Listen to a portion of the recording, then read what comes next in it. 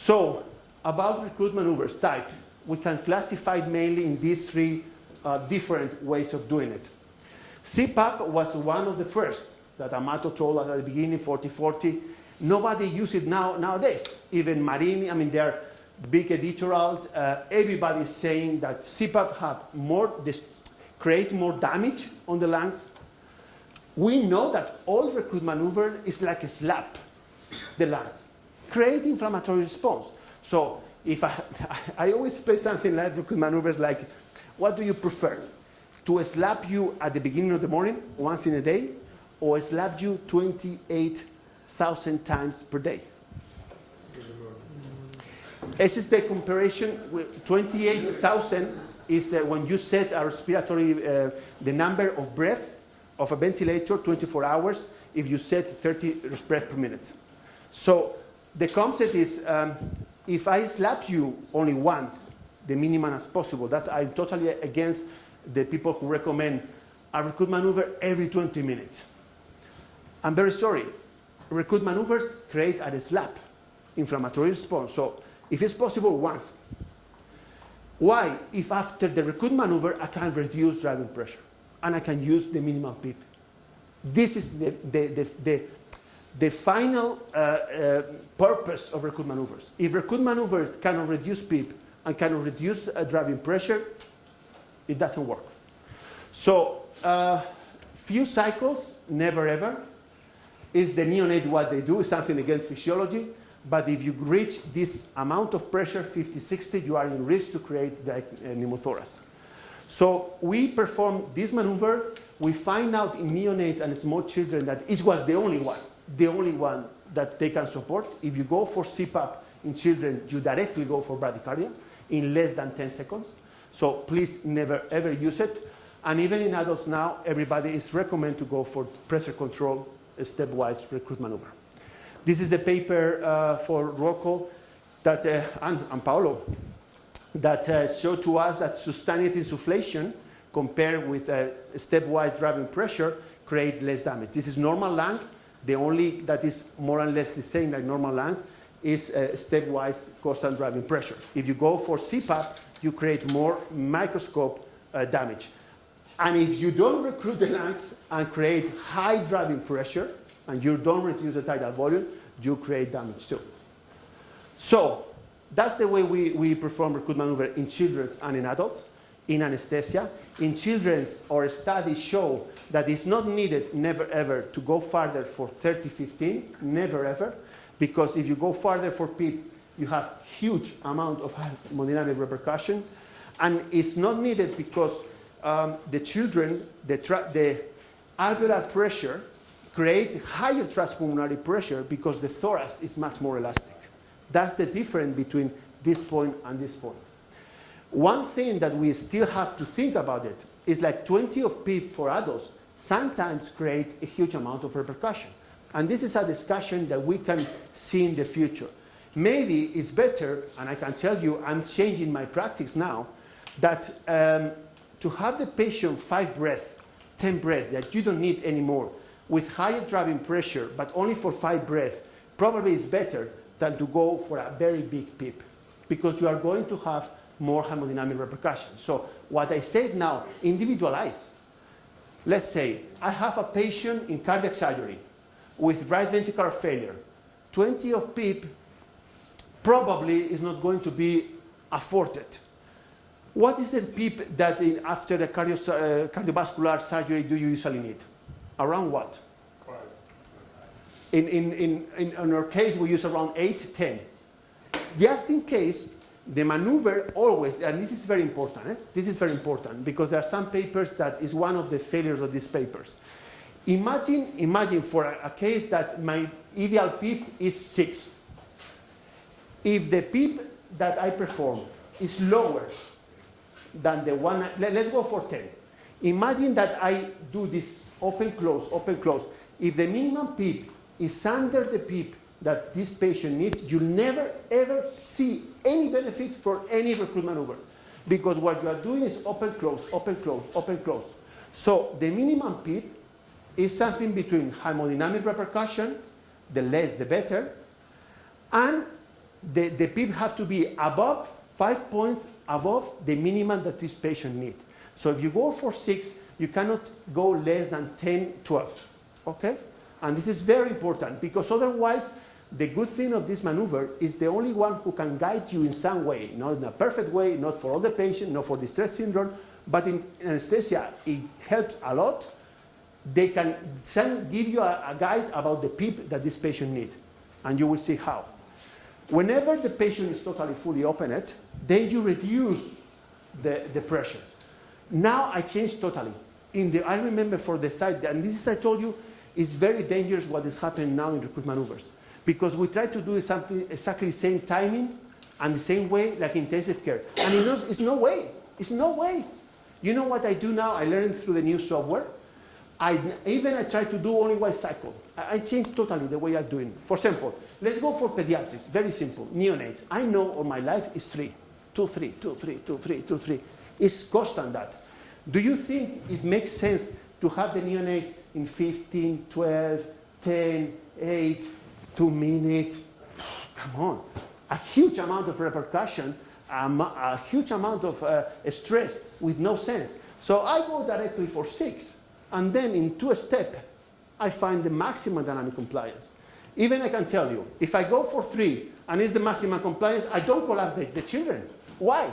Why I have to go for 0 and then restart again? If I go to 3, that is, I know that is around there, I leave it there. There is only 2 options. It was not enough PEEP. What is going to happen 15 minutes later? The trends or compliance is going to go down. Oh, I missed. Okay, no problem. Now, I said 2, I go for 4. Done. If dynamic compliance keeps its constant, fine. 40 seconds.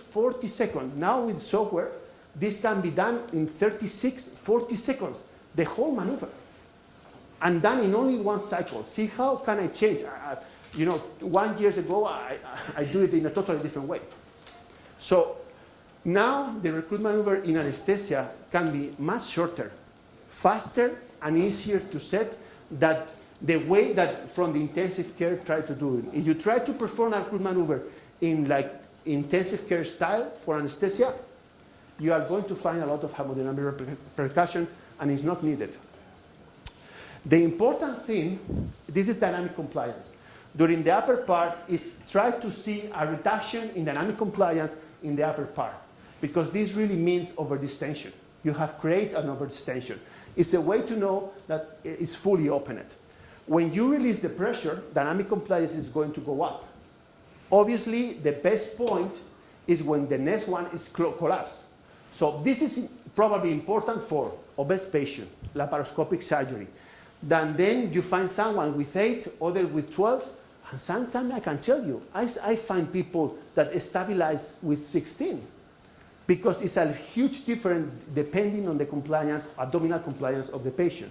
So in anesthesia, talking about anesthesia, really individualize, go for a very specific individual setting. It requires for obese patient, laparoscopic surgery.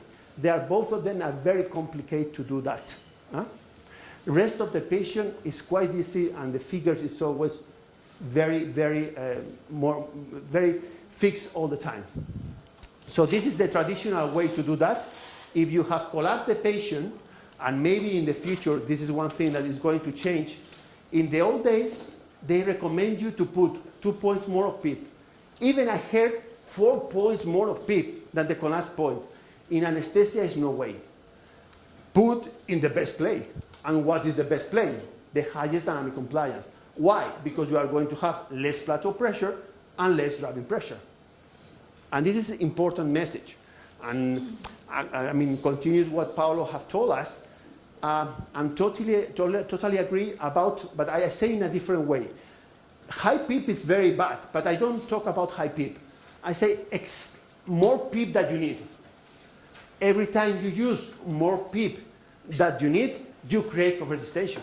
And overdistension you create damage. So this is the tricky point. You have to go for the minimum PEEP that create, and how do you know that? Driving pressure can give you the answer. Whenever you increase PEEP, then you increase plateau pressure and you increase the driving pressure, this is not good. Whenever you have a higher PEEP, but increase dynamic compliance, then you have lower plateau pressure, and then you have lower driving pressure. This is the point. So let's go for example, and in the rats that Paolo presented, if you remember, and maybe he can show to us again, with 3 the PEEP, and they go for 9, there was an increase in driving pressure to 12, and increase in plateau pressure. So this can be the message.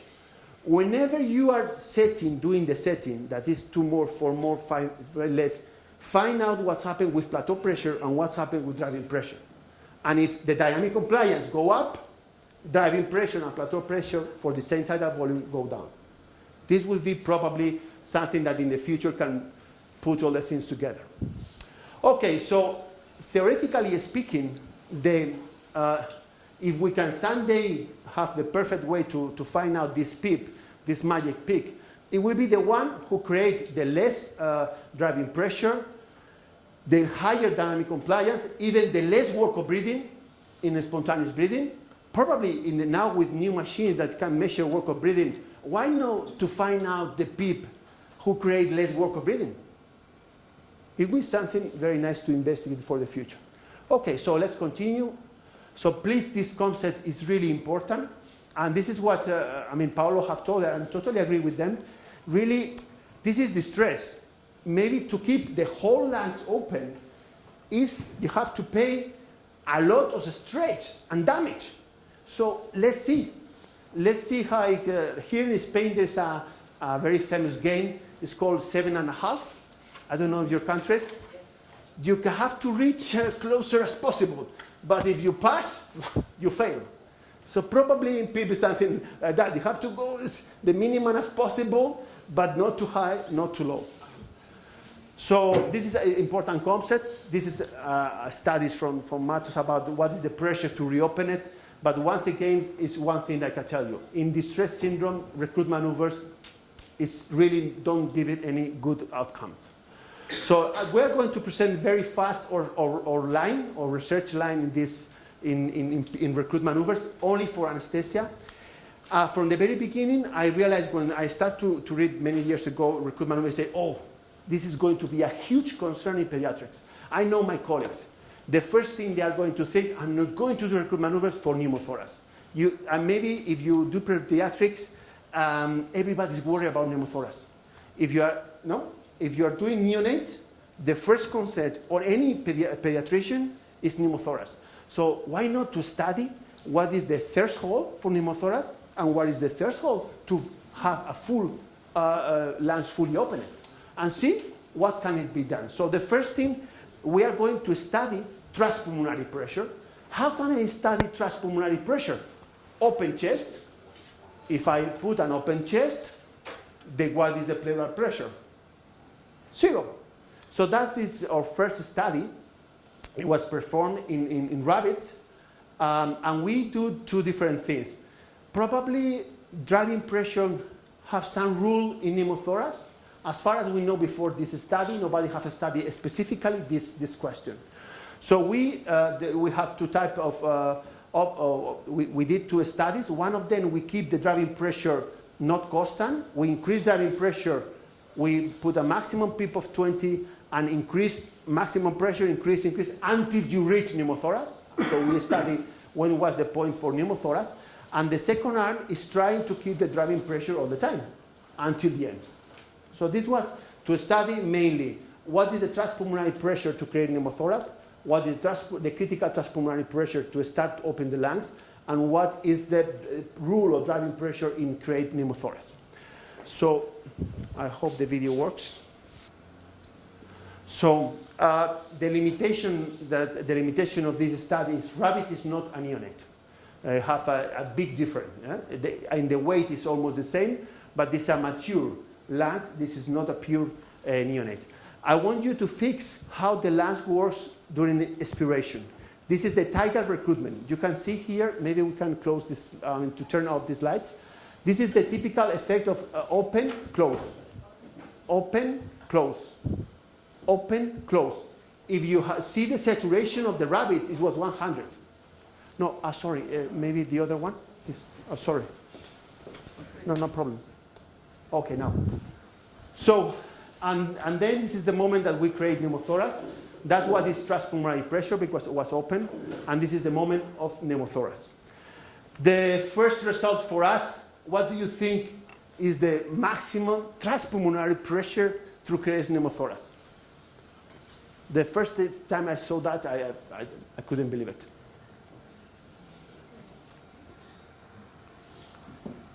Okay, so for constant driving pressure, none of them, not a single one was breaking less than 60. And for higher driving pressure, 50. So it was clear that a huge driving pressure creates more damage and create a threshold, reduce the threshold for pneumothorax. And as you can see here, the first thing is about 20, you start to see clear how the lungs are recruited. Totally over-distended, that it was definition that you cannot increase more the volume of the lungs is 30. That's why we now recommend in children never go farther 25, 30. And the barotrauma with no high driving pressure, it was 50, because this is the media, it's the minimum that we interest. And with the constant driving pressure, it was 60. So there is a huge safety range according with pneumothorax. That is not barotrauma. Barotrauma have much more implications. But one of the good findings is like PEEP, it doesn't increase the risk of pneumothorax. Something that at least when I was a child, a resident, many others told to me, don't use PEEP because you increase pneumothorax. The risk for pneumothorax, we all know that, is maximum pressure. Maximum transpulmonary pressure, maximum plateau pressure. The second factor, and this is one of the things that this paper said for first time, is driving pressure. So it's not PEEP, it's driving pressure. So if you want to reduce the risk of pneumothorax, reduce the plateau pressure, reduce the driving pressure. Okay, so the conclusion of that is, okay, there is quite a big margin to work in neonates. So the next study was pure neonate. That's the limitation of the last. This one, pure peakless, less than 44 hours of life. It's very tricky because they died very easily, so they have to do it just immediately for the farm. You cannot keep it for 24 hours like the rest of the animals. And we explored a very high level. In those days, I say, let's go for 20 PEEP. Let's see what's happening with hemodynamics, because this was an alive model. So I was expecting, whenever we we solved the problem with pneumothorax, the second one, let's see what with hemodynamics. I was expecting a huge repercussion of hemodynamics. So we explored 20 of PEEP, 35 of maximum pressure, much more than you need in children. So, as all the studies, you increase PO2, you increase dynamic compliance. So the open PEEP is only 2, once again. And the good thing of this study, we break the lungs at the end. But in this case, the thorax was completely closed. So we did it with some thorax tube, an X-ray to make sure about the point of pneumothorax. You know what was the maximum pressure, maximum in this case alveolar pressure, to create pneumothorax? Is there. 80. We are doing the research here, and the last peak, it was 24 hours of peak. Even when 80, 50, after 5 minutes, there's no pneumothorax. And you know how we break it? And that's one thing that I'm very concerned about, use volume control for this maneuver. We change to AP valve, just change it with the same pressure. We put the AP valve to 80. Be careful with the release valves. In volume control and in APL valve, they are release valves in most of the cases. There are some active valves, but 90% of the cases in the market nowadays, they are release valves. What does this mean? You have to create the pressure, and there's some timing, very second or less than seconds, to release the pressure.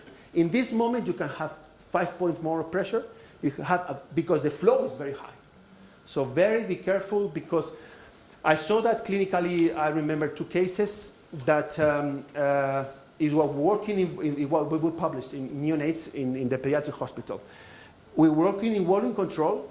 the limit of the pressure was 50, so theoretically it shouldn't create an pneumothorax.